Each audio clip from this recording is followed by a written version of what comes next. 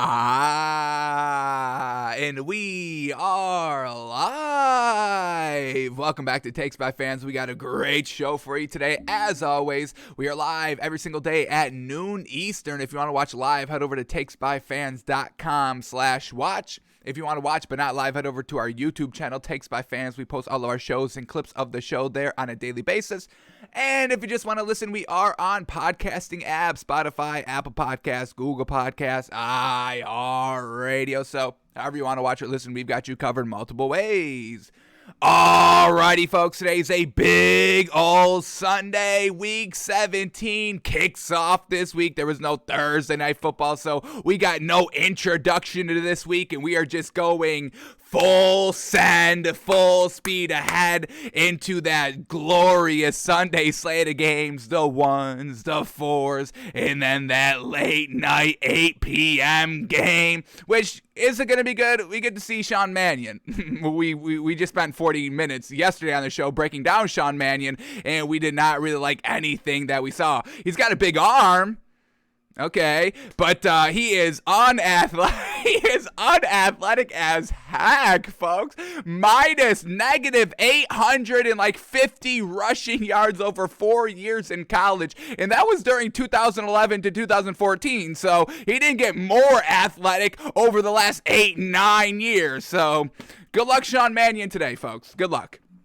So today on the show is our pregame show. We're going to be kind of going through last second news. We'll kind of preview the matchups, and I want to kind of see what happened last year during week 16. That's the second to last week of the season last year. Now there's a new game, an extra game added. So, this is week 17, but it's still the second to last week of the regular season. So I want to compare the second to last week last season, comparing that to the second to last week this season, comparing who was kind of in that playoff hunt last year, and see if they played up or down to their competition, knowing that, the pressure was on, that they needed to win, and seeing if that's going to kind of translate to this season or not. Should we be betting or staying away from kind of teams that do have a chance to get into the playoffs? How did they perform last season? And we'll see if we can extrapolate any data. I don't even know if we can.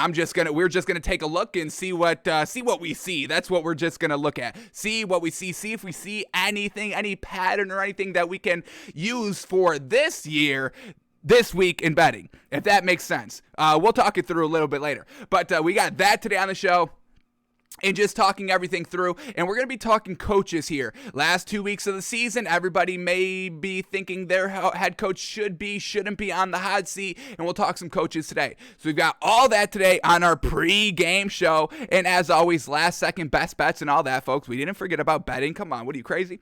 So we've got all that, but we do have to take care of a little bit of business first with our NBA Daily 10. We're setting 10 minutes here on the clock, and we're sticking strictly to 10 minutes. As soon as that buzzer goes off for 10 minutes, we are done talking the NBA.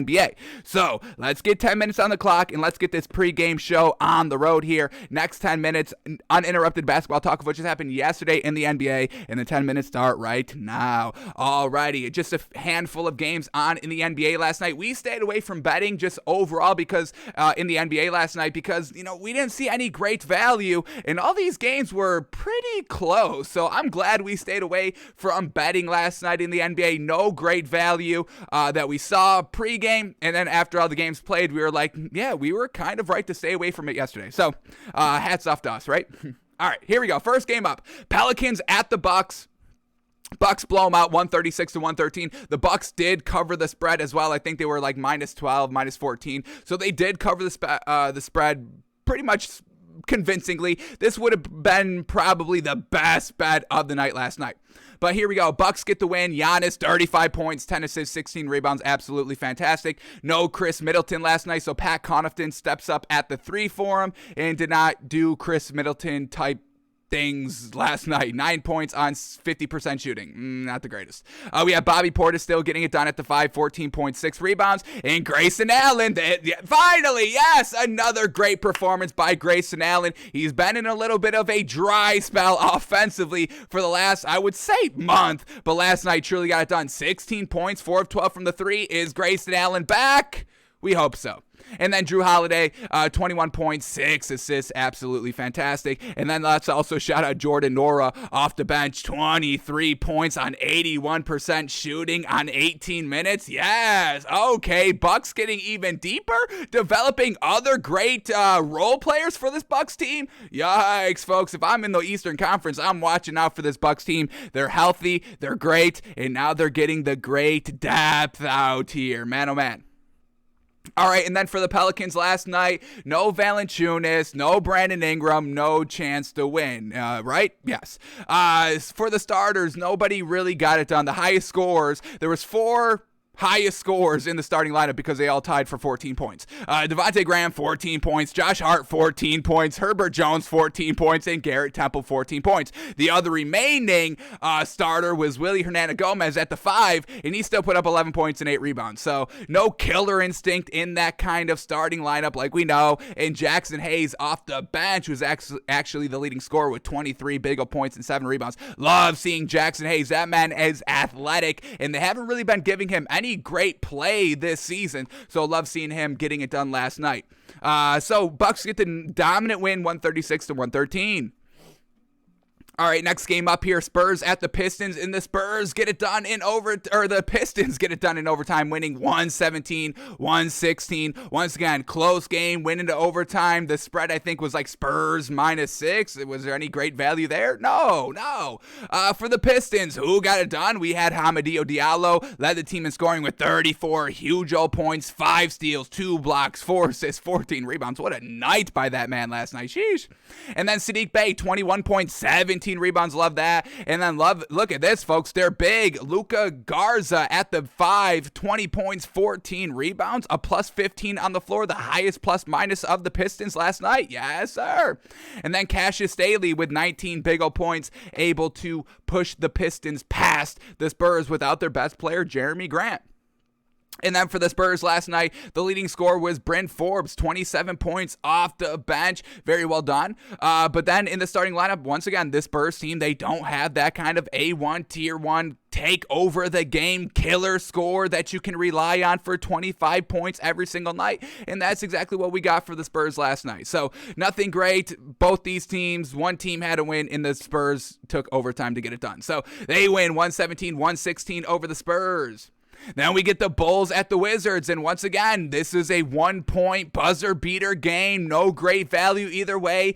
Bulls win 120-119 because DeMar DeRozan again with a buzzer beater, and we don't have to show the entire play. All we have to do is just show this photo, this still frame photo of DeMar DeRozan in the corner rising up. Look at these feet in the air, folks. Does this look like the feet of a shot that goes in, folks? No, it doesn't, but neither did the shot 2 nights ago where DeMar DeRozan sinks it for the win. So DeMar DeRozan is the new Damian Lillard of this season. DeMar time. Dame time has officially transitioned to DeMar time. It's like different coasts. We got Eastern Standard Time and we got Pacific time. And now Pacific time is getting its due. DeMar DeRozan is here. Man, oh man, back-to-back buzzer beaters in the last 2 games for the win. Sheesh, that is ice. That is cold. Holy moly, DeMar DeRozan. And that's what we've been saying all along, folks. DeMar DeRozan is the best player on this Bulls team, and they've got 4 really good ones.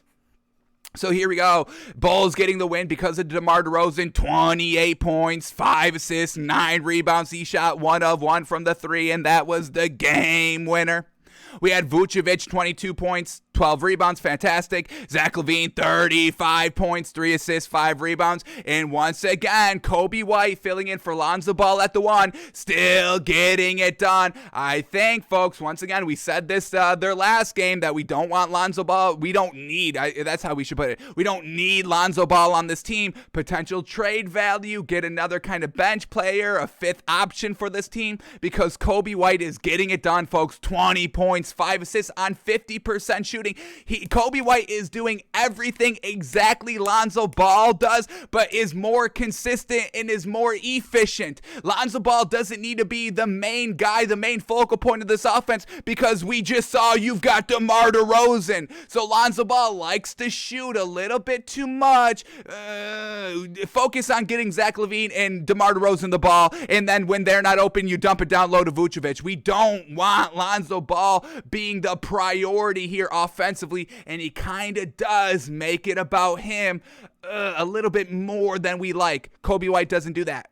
So we'll see what happens when Lonzo Ball can come back, but I kind of like Kobe White over Lonzo Ball, folks. Sorry, not sorry. So the big of the Bulls get it done last night, and then the Wizards, unfortunate, another loss here. Bradley Beal, 27 points, 17 assists. Pretty solid night. He shot 40%. And then Kyle Kuzma, he had a good night, but once again, he only has a good night when Bradley Beal is out there, and it's not even every single night. So once again, this good performance by Kyle Kuzma doesn't really move the needle too much for us on what Kyle Kuzma is as an overall player. But he had a great night. Led the team in scoring, 29 points, 12 rebounds, shot fantastic, 66% on 18 shots. He was a +4 on the floor. That's all good and well, but it's nothing consistent, and they still lose the game last night. Unfortunate. Bulls get the win, 120-119. Final 3 games of the night, Clippers at the Nets, and the Clippers get it done without Paul George. That's big time applaud right there for this Clippers team. So Terrence Mann filling in for Paul George, like we know, at the 3, 19 points, fantastic. Eric Bledsoe led the team in scoring, a performance out of nowhere, 27 points, 2 blocks, 3 steals, 4 assists, 3 rebounds, getting it truly done all throughout the game. And then Reggie Jackson with 19 big old points to help the Clippers beat a Nets team with Kevin Durant, James Harden, and Patty Mills all playing. How crazy is that? James Harden, 34 points, 13 assists, 12 rebounds. Kevin Durant, 28 points, 9 rebounds, 3 assists, and then Patty Mills, 17 points, 2 assists, and he shot 60% and 5 of 9 from the 3. So the big 3 kind of did their thing, but that's what we know about this Nets team. There is really no depth here. LaMarcus Aldridge still in the starting lineup playing 20 minutes. 10 points, 9 rebounds, but then nothing else really great here for this Nets team, and that's where it came down to. The Clippers were just a little bit more deep last night than the Nets were, and the Clippers win 120-116. Then we get the Nuggets of the Rockets, and the Nuggets get the win here, folks. And we know this Nuggets, we don't, actively bet on this Nuggets team. We actively tell y'all to stay away from betting the Nets. But, facing the Rockets, other kind of lower tier teams, you can definitely expect the Nuggets to get it done against them. Jokic is good enough by himself to beat the bad teams of the league, but unfortunately to beat the mediocre, average, above average best teams in the league, you need more than one superstar, and that's where the Nuggets are floundering at the moment because of all the health issues. Unfortunate. Jokic led the team in scoring, 24 points, 11 rebounds. They had a great bench production from 3 players. We had Vlatko Kankar, 11 points, JaMychal Green, 11 points, 4 assists, 7 rebounds, and then Bol getting in the game for 20 minutes, which we love, 11 points, 3 rebounds, +8 on the floor in 20 minutes. Give Bol more minutes. Y'all know how we feel about that. And then for the Rockets, Daniel Tice in the starting lineup. That's why they lose. 8 points, 5 rebounds for Daniel Tice. Trash. So Nuggets get the win, 124-111. And then the last game of the night, the Warriors at the Jazz, and the Warriors get it done. And it's only Steph Curry and Andrew Wiggins out there by themselves. And once again, Steph Curry gets it done, 28 points, 9 assists. Andrew Wiggins, 25 points, 4 rebounds. They win without Draymond Green, without Jordan Poole playing his hefty minutes in the starting lineup. Only 16 minutes off the bench for Jordan Poole. That is our 10 minutes. We are done. And the Jazz lose when they're that deep, folks. A crazy game. But the Warriors winning shorthanded. We've seen this before. Shout out to Steve Kerr. Shout out to Steph Curry for being absolutely fantastic. This Warriors team, it doesn't matter who they've got out there. As long as you've got Steph Curry, you're going to win or be competitive, man to man. Big applaud to this Warriors team. Alrighty, that is all the NBA we've had to go over for today. So now let's shift gears to the NFL and start talking about what the hell is going to happen today in the NFL during all the games on tonight, tonight, and then only one game on tomorrow, folks. So you can make money if you love a lot of games today because all the games are played today. Parlay them together and make a quick buck. We'll try to give you all the great advice you need to do that. Alrighty, let's start with some stories up. Here we go. First one, Carson Wentz is good to go. Now, we knew this was we knew for the most part it was gonna happen. We knew that he did have to wait until today, Sunday, to get that final negative test to be able to be cleared of COVID-19 and to be able to play today. And that is exactly what happened. Carson Wentz is good to go. Clears COVID-19 protocols and will be out there against the Raiders today for a big game that they really need to win to secure a playoff spot. So, having Carson Wentz out there, it's not something we love. We don't want them running the ball, but he will be out there. So the Colts at full strength and looking to beat a Raiders team, and this Raiders team needs to win to try and get that final wild card spot and all that. So a big game with playoff implications, and we're going to talk about this and touch upon this a little bit later in the show when we just kind of go over all the matchups and comparing it to last season.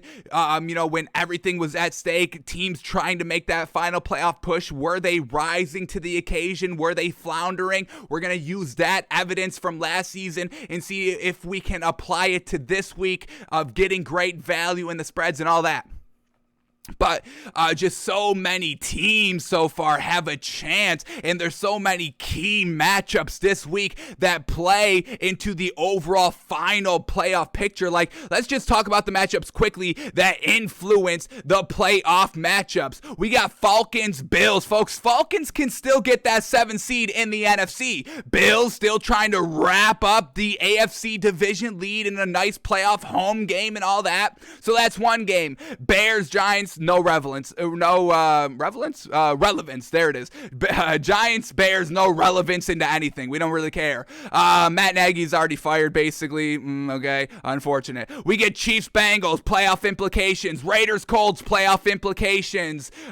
We get Dolphins, Titans, big playoff implications. Why we had to throw on our Dolphin hat, hang the Dolphins canvas behind us, folks. And this was one of the hardest things I've ever had to do, folks. I did, unfortunately, and I almost couldn't do it. I almost physically could not do it, but I did have to, unfortunately, take down the Derrick Henry canvas because he does represent the Titans, even though he's not playing, and it killed me to do so because we've got so much love and respect for Derrick Henry because he's the greatest running back of all time.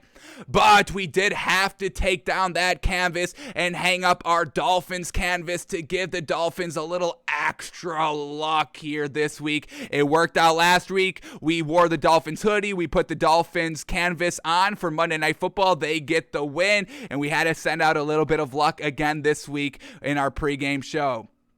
So hopefully the Dolphins can get it done. But Dolphins-Titans, big playoff implications. Eagles-Washington. Eagles in Washington Washington can still make the playoffs. And how about them Eagles getting into the playoffs last week? Love that. We count them as Super Bowl contenders, folks. Truly do. That's that's 5 games so far. And we've still got more to talk about. We got Chargers-Ravens. Yes, sir. Big playoff implications there. Ravens need to win out to try and get a playoff spot. Broncos-Chargers. Yes, both trying to get that wild card spot. We got Cardinals, Dallas, big time playoff implications on seeding and maybe potential division leads and all that.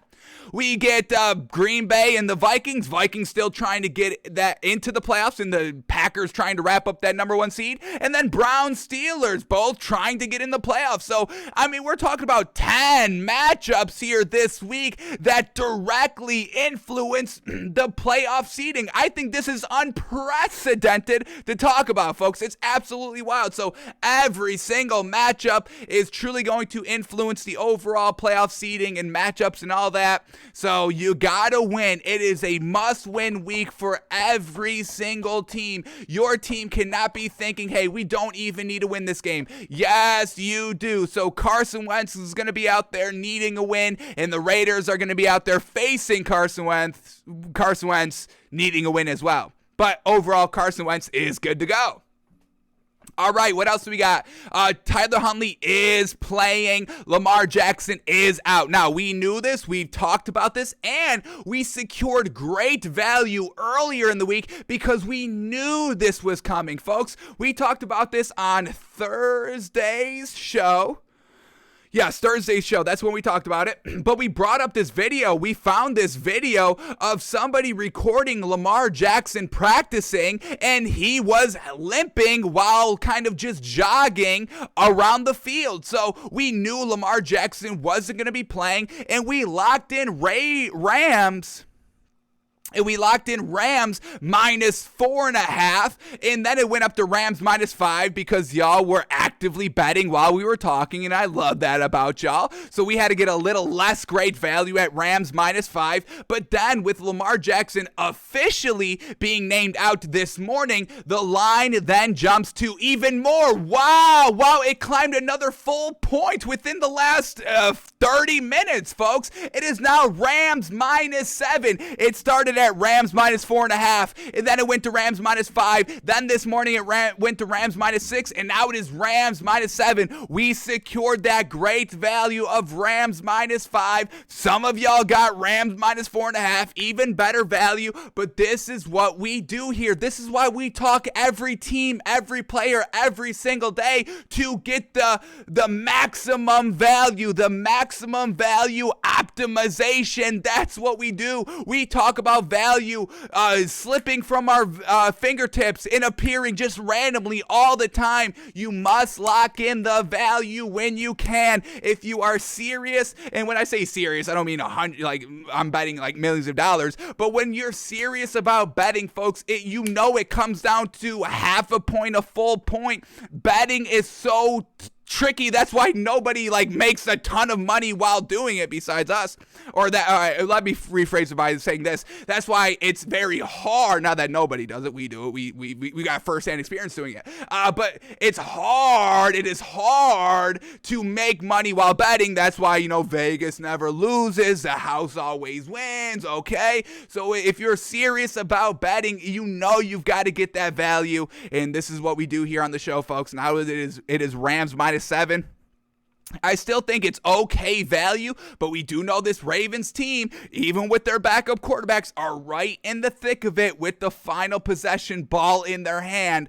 They really control their destiny and the outcome of the games pretty frequently, the Ravens do. So Rams minus 7, it's still okay value, but it's not as good as obviously Rams minus 4.5, Rams minus 5. So get the value while you can, folks. It's like the stock market. You buy, You buy the rumor, sell the announcement. I think that's kind of the overall rule. You buy the rumor.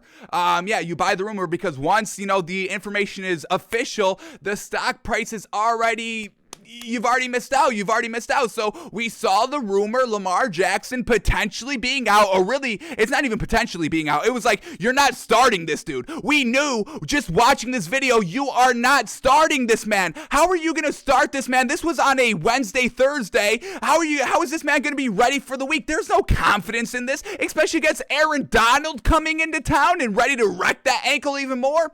So we bought the rumor that Lamar Jackson was going to be out. Obviously, it happens, and we secured that great value. That's what we do here on a daily basis, folks. I don't know what you want from me. We give y'all the information. I can't actively bet for y'all. We try to do that. We try to tell you to give us your money that you spend every week for betting because y'all still keep betting the Panthers, but nobody has sent me their weekly betting allowance. So I literally can't bet for y'all unless y'all give me your money, and then I will bet for y'all, and I will give y'all that nice investment. But that's up to y'all. So buy the rumor. All right. And then here we go. So those are the two quarterbacks that are going to be kind of playing. Yes, we know Sean Mannion, but Carson Wentz for the Colts and Tyler Huntley for the Ravens. And now this brings us to, we've got a bonus game day bet today, folks. And it's all because of this picture right here. Once again, we've got, what do we call this? I mean, this is just it's a flex. It's a really great flex and we love it. But the Eagles bring their own heated benches to Washington for their game today. And what happened the last time somebody brought their benches? It was the Dallas Cowboys a couple of weeks ago, who they heard that the Washington football team's opponents' benches, they're not warm at all. And it's cold in Washington, especially when it's winter like it is now. So the Cowboys brought their heated benches. This was about maybe 3-4 weeks ago. They brought their heated benches to Washington. The final spread was Cowboys -6.5. They win by 7. Ultimate flex, power play, all of that, and it results in a win and covering the spread. Now the Eagles do the same thing. A Super Bowl contender Eagles team with genius Nick Sirianni and an offense that gets it done. Right from the rip, they can get it done, or if it does take until halftime to get that offense clicking, it will get it done and put up 30 points in basically one half of football. They've done that multiple times, so we can buy this Eagles offense, we can buy Nick Sirianni, and now they're doing power plays against division rivals when they're trying to secure a playoff spot. Yes, that's all we need to see to bet confidently on the Eagles tonight. Today, I should say. Let's see what the value is. I think we have to swallow 6 points. And yes, Eagles -6. We are officially locking this in, folks. A game day exclusive bonus pick. Y'all know how our game day gut is, folks. It's fantastic. And we love that power play by the Eagles. And it gives us confidence to lock in Eagles -6 tonight. 1 o'clock game, Eagles -6. You can make money right off the rip, right in that 1 o'clock window, folks. Easy money right there. Eagles -6. They'll get it done. Love it. All right. So those are all the quick stories we had to go over. But now let's talk about coaches in the league, folks. Final 2 weeks of the season. Coaches on the hot seat. People love talking about it. Oh, your coach is going to get fired. Oh, they need to win to keep their job. And there's really not that many bad coaches that you need to get out of the league. That's why, these stories haven't been like all over the place. Usually the final 2 weeks of the season, coaching news is right in the forefront of, the national media, ESPN, Fox News. But not really this season. And because every team has a chance to really make the playoffs. And the one coach that was absolutely trash, certified garbage was Urban Meyer. And he already got taken care of. They already took care of him. He's been fired. So now all the other stories that they have to fill because they could have been talking about Urban Meyer getting fired these next 2 weeks, but he's already been gone. So now they have to shift their focus and attention to other coaches that could potentially not be here. But most of these don't even make sense. So let's talk about the coaches that they're kind of framing that are on the hot seat, and let's see if we agree or disagree or anything like that.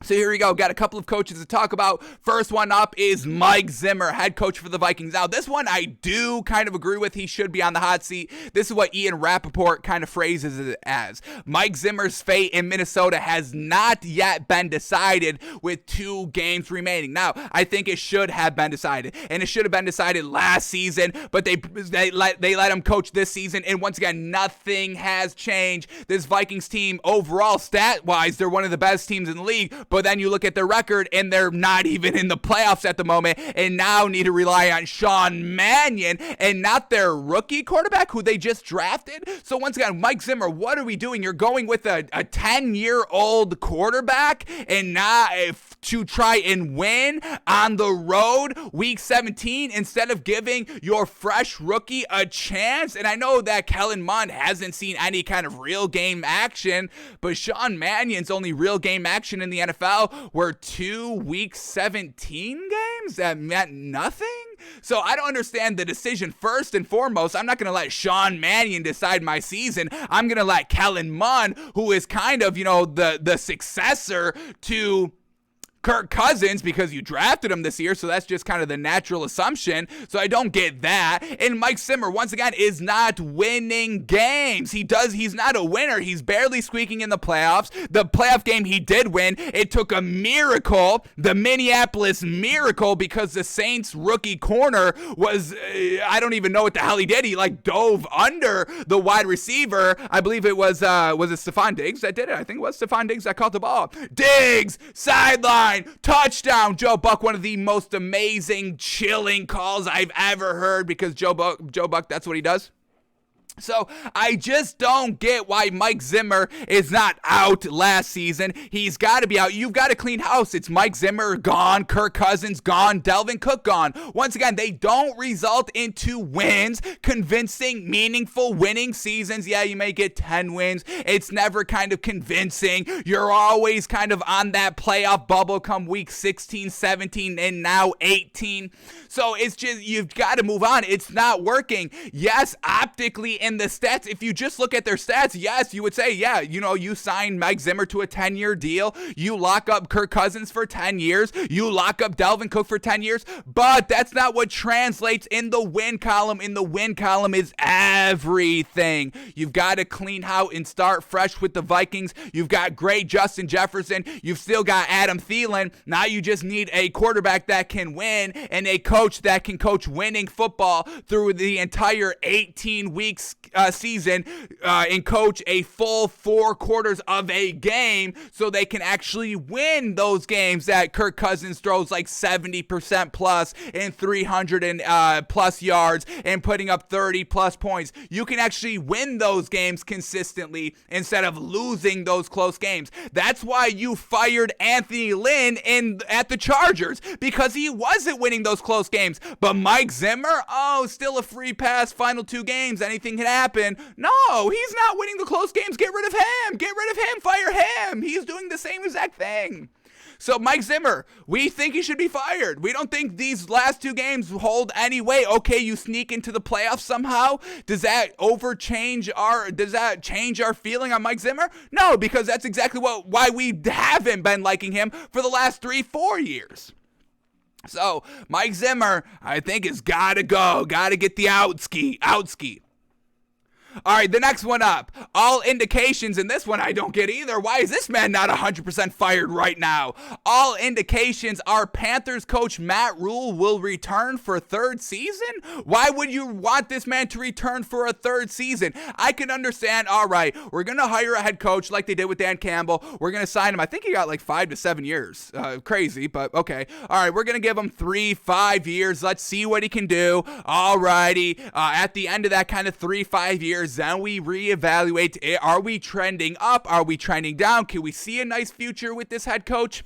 And for that, I understand the overall play and letting them develop. You can't really, it's hard to turn around a franchise in 1 or 2 years alone. You really need to implement your process and then draft around it and then get better and then, repeat the process every single year of getting better. I understand that process. But with Matt Rule, that process is out the window because he's going into year 3 with nothing. Absolutely nothing. No quarterback. Who's the quarterback? You had Teddy Bridgewater. He was okay. He showed you all he could win at least and be productive and not get blown out. But then he erased all that year 1 work by getting rid of Teddy Bridgewater. Okay, you get Teddy Bridgewater, you bring in Sam Darnold, who once again, Sam Darnold looked exactly like Teddy Bridgewater. So you were the same as you were last season as this season, but then Sam Darnold went down, got injured. Now, what about his health and his longevity? His completion percentage was trash this entire year, like it was with the Jets, so we saw no growth like that.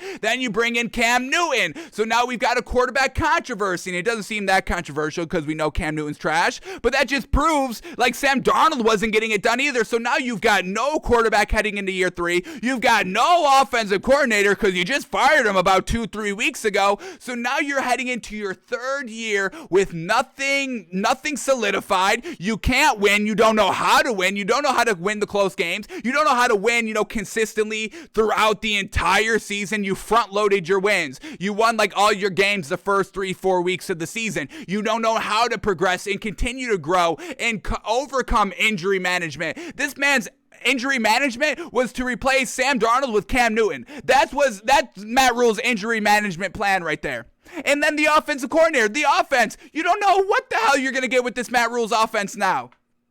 because the offense coordinator is gone. And then Christian McCaffrey, the face of the franchise, the best player on your team. Now he has health concerns. Can you rely on him? Haven't been able to the last 2 seasons, so you've got nothing to show for the first 2 years in Carolina, but all indications say, hey, he's definitely coming this year. If you keep Matt Rule or get rid of Matt Rule this season, the Panthers are in the same predicament. They've got nothing. So this is the perfect opportunity to find somebody that can get it done, because Matt Rule is looking to point the finger when the minute something goes wrong. Matt Rule is looking to point the finger and be like, no, it was him. It was Teddy Bridgewater. We get rid of him. Oh no, it's actually Sam Darnold. We can win with Cam Newton. Oh, we can't win with him either. Oh, it's the offensive coordinator. Oh, it's not the offense coordinator. Well, it must have been Christian McCaffrey then. He was out. Oh, it's not him either. Okay, who else can I point the finger at? You over there. You're the reason. I don't even know your name, but it's you. You're fired. Then the next week they lose. He's like, all right,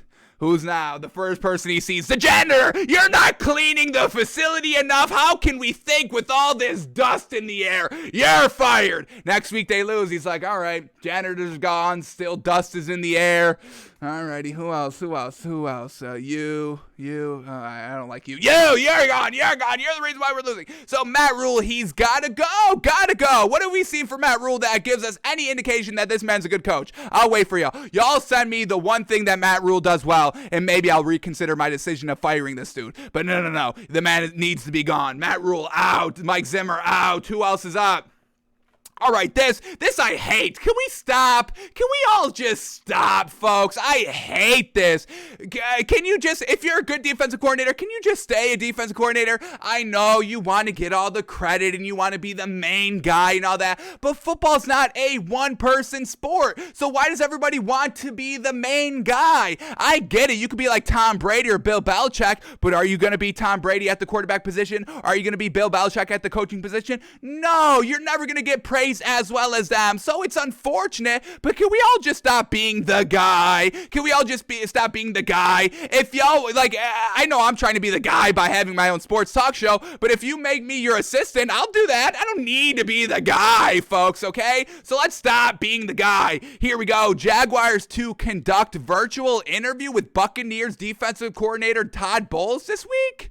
Todd Bowles, you're not a head coach. You're a great defense coordinator. You're fantastic. I love you as just purely a defensive coordinator. Like I like Brian Flores as just a defense coordinator. I don't really love him as a head coach.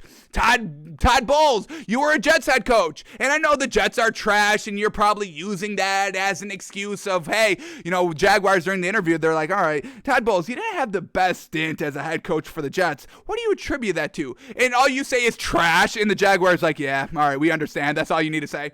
But the Jaguars aren't that much better. You've got Trevor Lawrence, okay, but we say Trevor Lawrence isn't good. And you're not the offensive mind to coach up Trevor Lawrence. So what are we doing? You're going to be like you did against the Jets. Your first year there, the defense was good. And then you get worse every single year. Like Dan Campbell, great defensive coordinator for the Cowboys. Stop being the guy. Can we stop being the guy? He was the defensive coordinator for the Legion of Boom of Seattle. Had success. Won a ring. Fantastic. Then he went to the Falcons. First year, great. They got to the Super Bowl, second year? And then just once again, slow, trash every single year after that. You're not the guy. You're a great defensive coordinator. Can we stop? Head coaches shouldn't even be defensive minded anyway. It really does not pan out. So can we all just feel good at where we are? You're the defensive coordinator. You're on your track to win back-to-back rings because of the defense. Todd Bowles was kind of the main reason why they won in the first place. So why do you need the official recognition of being the head coach to get 100% of the credit? You basically get all the 100% of the credit for winning last year of chasing Patrick Mahomes all around the field. That's why the Chiefs lost. So can we all just feel good at where we are? We don't need to be the guy. This is football. Nobody really is the guy. It's everybody. So can we all just feel good about where we are, please? I get it. You want to be the guy. You're the guy. You get the credit. I know it's appealing. It's appetizing. You get more money too. I get all of it. but you don't need to be. That's the problem. That's the problem in society nowadays. Everybody wants to be the guy. Everybody makes the Twitter account to be the guy. They have the most important things to say. They want to be the guy. America, the guy, okay? Can we all just stop and take a breath? Not everybody's the guy. Todd Bowles, it's unfortunate, but you're just not the guy. You're a great defense coordinator. I'm not taking anything away from Todd Bowles. I just don't think he's the guy. So can we all just relax a little bit? So Todd Bowles should not be a head coach. That's my stance. All right, what else do we get? We get Vic Fangio's future with the Broncos firmly up in the air per Ian Rappaport. Now this could really go either way. I don't fire Vic Fangio after this year because I thought what he did this season it took a lot of balls and it was the right move, I think. Just bringing Teddy Bridgewater in, he didn't go crazy. All right, we can't go with Drew Lock. All right, let's try and get somebody else or draft somebody out of position in this year's draft because they didn't have like a top 10 pick this year. So Vic Fangio really could go either way. I would give him one more chance here to truly see, all right, now this year, going into next season, you probably need another quarterback. Drew Lock's not the guy. Teddy Bridgewater may be the guy. Definitely needs another year under his belt. That's what his problem was in Carolina. Was good, just needed kind of another full year under the system to get better. So if they stick with Teddy Bridgewater, I think he can increase quarterback play, but I do think the Broncos need to bring in the future, the face of the franchise, somebody that can sit maybe for a year behind Teddy Bridgewater. Once again, the Broncos are going to kind of be in the middle of the draft order where they can't really overreach for a quarterback or kind of get like the top 3 quarterbacks. They'll have to try and do like a Mac Jones route or a Davis Mills route, but I think Vic Fangio one more year here, but this one really could go either way. And then this one, is this the last one? Yes, this is the last one right here, and this one makes no sense to me. And this is kind of why I wanted to talk about coaches today, because this one is just outraging me. I don't get this one really at all. No signs Texans will move on from Coach David Culley after just 1 year after late season optimism. Now, the first part of that is fantastic. That's what we want to hear. No signs that they're going to move off of him. And that's the right decision. Why are we even having this conversation on David Culley? Y'all are ready to rock year 3 with Matt Rule, but won't give David Culley a second year after all that he's gone through this season of Deshaun Watson. And that's the only thing that we really have to say about this. It's Deshaun Watson. That's why you gave this man at least, at minimum, 1 more year. At minimum. At most, I give him like 2 years. Just off of solely Deshaun Watson. I give this man 3 full years just because of that alone. And y'all just want to fire this man willy-nilly? We have been gushing over David Culley all year long. He has held this team together. And then their backup quarterback goes down, or their starting quarterback goes down, Tyrod Taylor, and then David Culley has to work with Davis Mills, and he's still being decently competitive. They're not winning games, but they're competing at least, and he's keeping everything internal, not having stories run rampant about the team. Yes, they're talking about Deshaun Watson. There's nothing David Culley could do about that, but it seemed like he kept a tight ship inside the facility. There was no crazy stories. He wasn't having his players drive drunk in Las Vegas, killing innocent people. He held the team together. There's nothing great. And then he makes the decision to bench Davis Mills for Tyrod Taylor and then reverses that decision, which in turn was the right decision. And now we're getting Davis Mills playing real solid rookie quarterback football. This Texans team is projecting up, and y'all wanted to get rid of this dude? What is up with that? This dude obviously should not be fired. Stop it. So quick to get rid of coaches and then so stubborn to not get rid of others. It makes no sense. So David Culley, at least 2 more years. I love what we've seen, and I honestly think this Texans team can be one of the teams that go from not making the playoffs, or really not even close, to making the playoffs the following year. Watch out for the Texans next year, and watch out for the Eagles of being like Super Bowl contenders, true like number 1, number 2 Super Bowl contenders next year. Those are the 2 takes by fans early 2022 predictions, okay? David Culley gets it done, and the Eagles get it done next year. So no, David Culley should not be on the hot seat. What are you, nuts?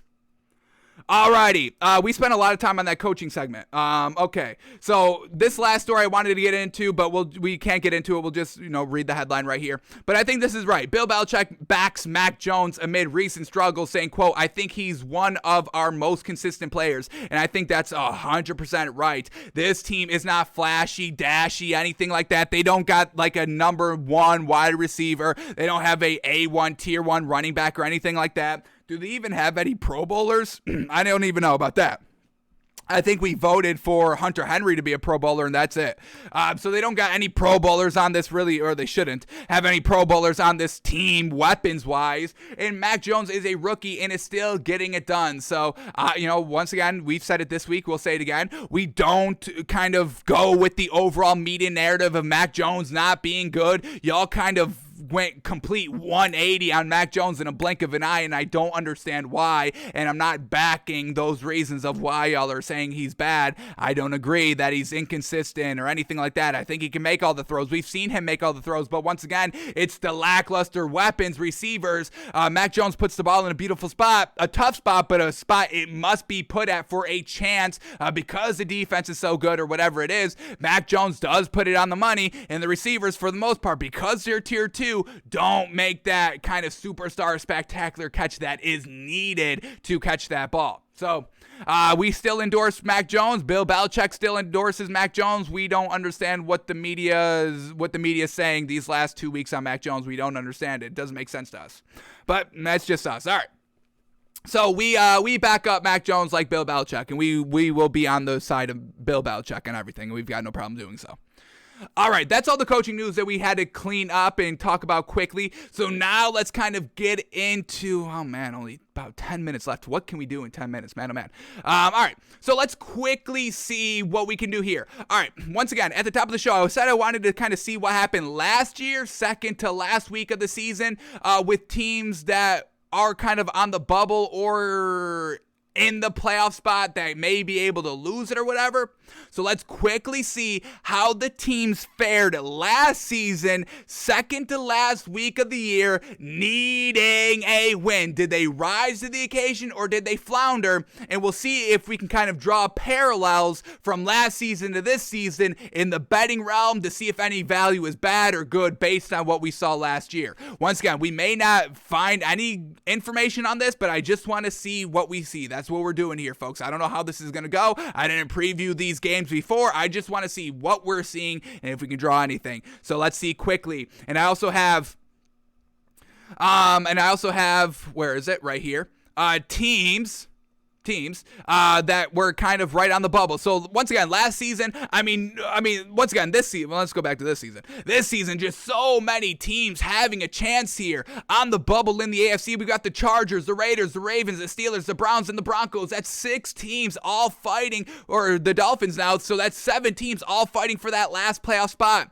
In the NFC, we've got the 49ers, the Eagles, the Vikings, the Falcons, the Saints, and Washington. Another 6 teams here in the NFC, all fighting for the final 2 wildcard spots. When we look back at last season, it was really only one extra team fighting for one playoff spot in the AFC. Dolphins at 10-6, finishing just about a game out of the playoffs, and then the Raiders finish 8-8. I mean, there's no real chance that the Raiders could have even competed the final 2 weeks to try and get in the playoff picture. So really only one extra team last year in the final 2 weeks, and then last season in the NFC, we had about 3 teams, Vikings, Cardinals, and the Bears, all fighting for that last playoff spot in the NFC. So once again, there just was not really anything great competition-wise the last 2 weeks, but let's see how the ones that were fighting for the playoffs fared last season.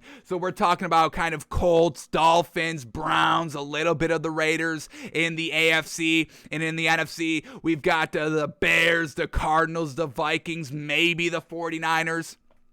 So let's see how these fared last season. So once again, right off the rip here, the Vikings having a chance last season, final 2 weeks of the playoffs, final 2 weeks of the season to try to wrap up a playoff spot. And the game was a shootout, folks. But the Vikings lose to the Saints on the road, 52-33. So once again, we are definitely not buying the Vikings plus 13.5 here. Last season was the same, and they lose. Once again, Mike Zimmer needs to be fired, and now you don't even have Kirk Cousins. So yes, truly stay away from betting the Vikings this week.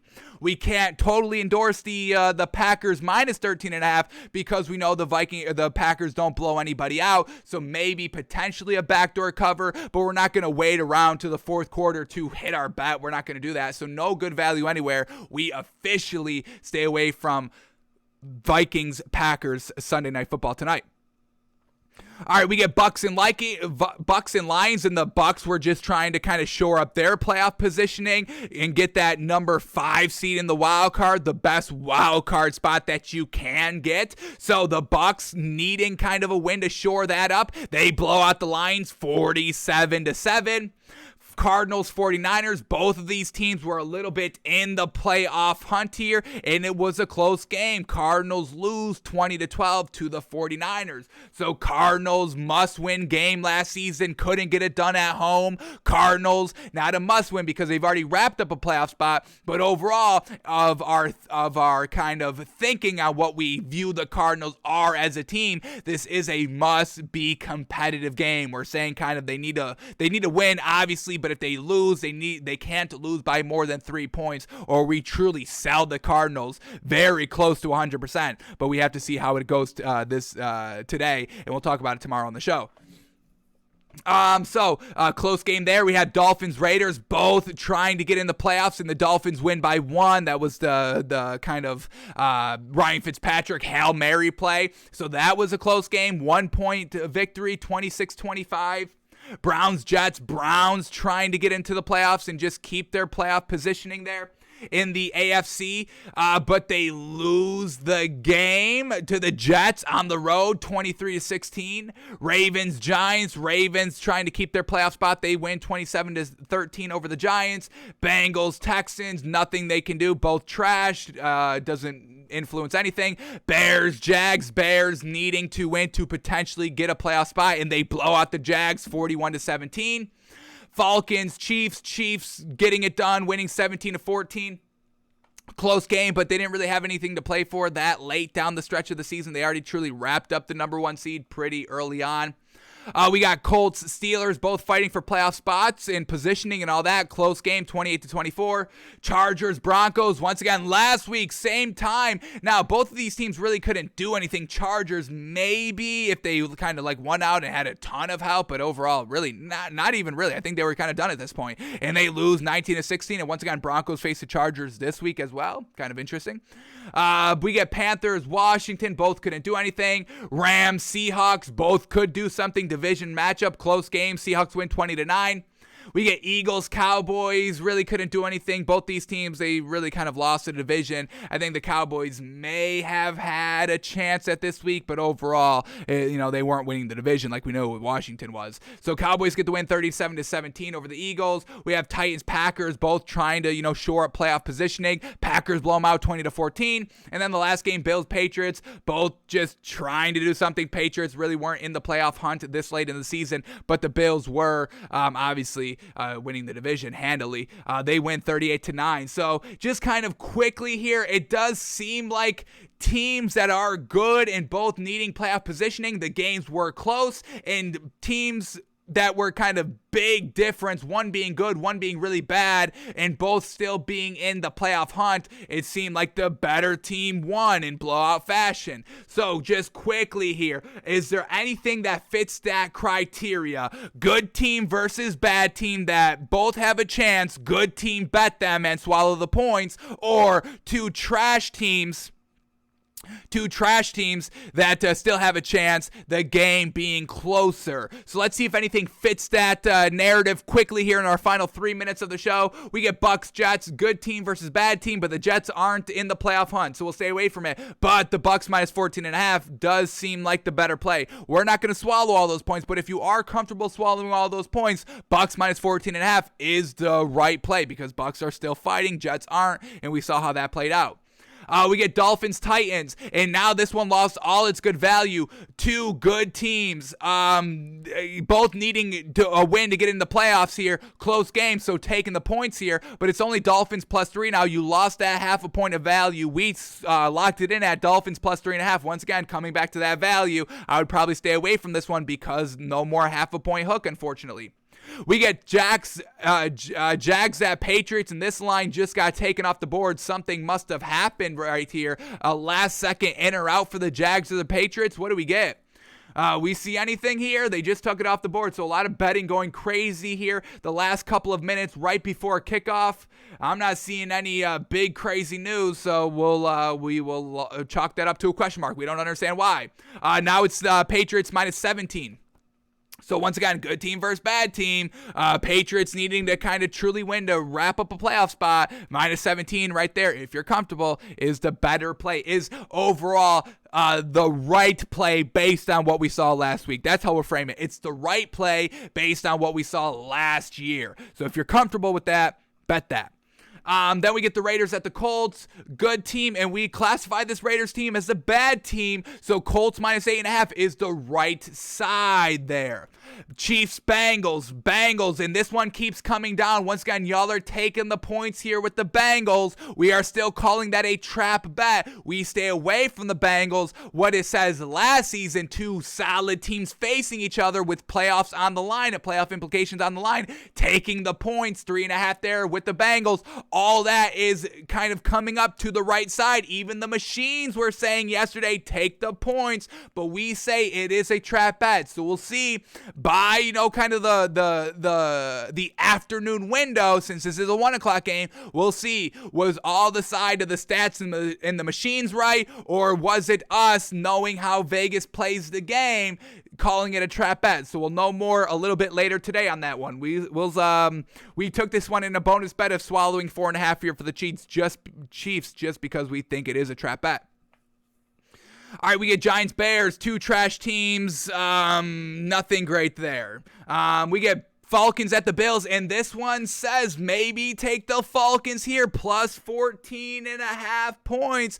Falcons still having playoffs on the line sneakily here, and this is what I want to kind of do. Can the Falcons get in the playoffs quickly? I think the Falcons plus 14.5 is solid value, honestly. We don't bet the Falcons, so we're not going to take this one, and this would be like a 7th bonus bet here that we don't need to do, so we won't take the Falcons plus 14.5, and I wouldn't put my own money on Falcons plus 14.5. What are you, crazy? We've got that. We don't bet the Falcons here. But that does seem like if I was a little naive and I didn't have the rule of never betting the Falcons again, I think I would take the Falcons plus 14.5. I'll leave that up to y'all. But let's just quickly here. Can the Falcons get in the playoffs with just a win alone? No, they would need a little bit of help potentially. What happens if the Eagles lose? If the Eagles lose and the Falcons win, they can't even get into the playoffs just quite yet. What happens if the 49ers lose? The 49ers stay in the playoffs. So Falcons need to truly win out if they want to try and get into the playoffs here. So it's a must-win game for them today in Buffalo. We'll see how Buffalo handles it. Alrighty, folks, I think we're going to have to cut it short here today. We went super late, but we got to get out of here. We got to get it right for today's action. And it's about to kick off in the next 5 minutes. So we are out of here, folks. Hopefully you learned something. Did y'all learn something in today's show? Did you find some great value on what we did? Hopefully y'all did it. That's supposed to be the point of the pregame show. But, folks, we are out of here. Make some money. Hopefully our advice makes you some money this week.